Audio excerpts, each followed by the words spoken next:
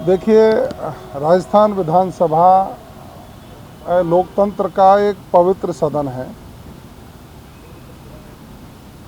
और विधानसभा में जो चुने हुए जनप्रतिनिधि हैं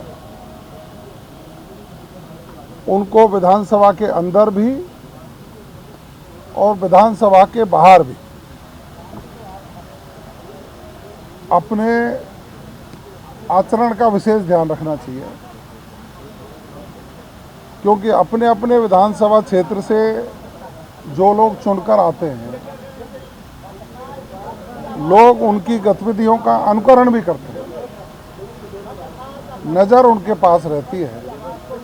मेरा मानना तो यही रहेगा कि प्रत्येक व्यक्ति शुद्ध आचरण करे, और जैसा आप कह रहे हैं कि विधानसभा के अंदर का एक वीडियो चैनलों पर चला है, उनको आत्मचिंतन करना चाहिए और आत्मचिंतन के बाद अपने आचरण में सुधार करना चाहिए, वरना तो लोग उंगलियां तो उठाएंगे।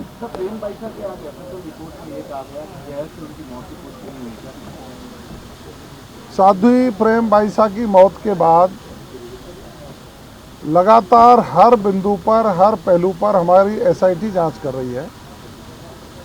एफएसएल की रिपोर्ट आ गई है। एफएसएल ने अपनी रिपोर्ट में नो पॉइजन बताया है। तो जांच की जो प्रक्रिया है, एफएसएल की रिपोर्ट को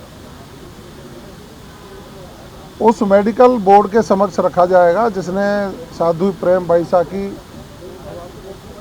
बॉडी का पोस्टमार्टम किया था, और उन डॉक्टर्स की जो फाइंडिंग आएंगी उसके बाद जो भी न्यायोचित है वो कार्रवाई की जाएगी। 2 महीने के भीतर सड़क के किनारे बने धार्मिक स्थलों को हटाने का हाईकोर्ट ने ऑर्डर दिया। 2000 से ज़्यादा की लिस्ट है, तो कैसे हटेंगे? मंदिर भी है, मस्जिद भी है, सब है। माननीय उच्च न्यायालय के निर्णय का अध्ययन करने के बाद उसकी पालना कैसे की जा सकती है उस पर सरकार विचार करेगी, चर्चा करेगी, और चर्चा करने के बाद पूरा उस ऑपरेशन पार्ट है उसको अध्ययन करने के बाद ही मैं बता पाऊँगा। मस्जिद हटेंगे?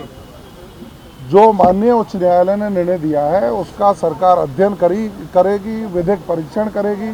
विधिक परीक्षण करने के बाद उसको कैसे अप्लाई किया जा सकता है उस पर निश्चित रूप से आगे की कार्रवाई करेंगे। सर, एक पेपर लीक का मामला फिर से गर्मा रहा है। बाबूलाल खटारा से मंत्री किरोड़ी लाल मीणा ने मुलाकात की। पेपर लीक की घटनाएं राजस्थान में उस समय दुर्भाग्यपूर्ण रही हैं, और पेपर लीक करने वाले लोगों ने निश्चित रूप से युवाओं के अधिकारों पर कुठाराघात किया था, उनके अधिकारों पर अतिक्रमण किया था। अब हमारी सरकार पारदर्शिता से परीक्षाएं आयोजित करा करके युवाओं के सपनों को साकार करने का काम कर रही है। मैं निश्चित रूप से कह सकता हूं, माननीय मुख्यमंत्री जी के नेतृत्व में युवाओं के सपनों को साकार करते हुए निष्पक्षता से, बिना किसी भेदभाव के, बिना किसी लीकेज के पेपर आयोजित कराए जा रहे हैं, और हमारी सरकार इसके लिए कृत संकल्पित भी है। कल डोटासरा जी ने कहा कि जेल को बजट अभी विस्तार में है, इनके वो जाएंगे। कल आपने सदन की कार्रवाई देखी होगी साथियों ने।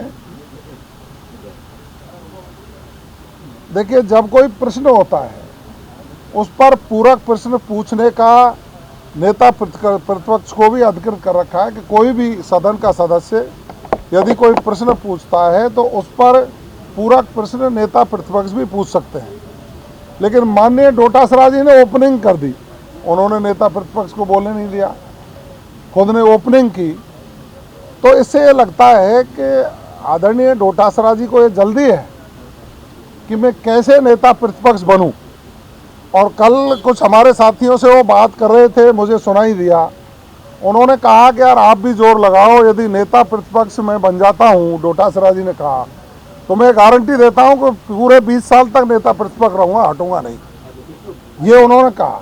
अब इससे लगता है कि उनका प्रदेश अध्यक्ष पर मन नहीं लग रहा, उनकी नज़र नेता प्रतिपक्ष की कुर्सी पर है, और वो नेता प्रतिपक्ष को बोलने नहीं देते, पूरक प्रश्न पूछने नहीं देते, बीच बीच में खड़े होकर के व्यवधान करते हैं। अब ये तो उनकी पार्टी को चिंतन करना चाहिए, उनको क्या करना।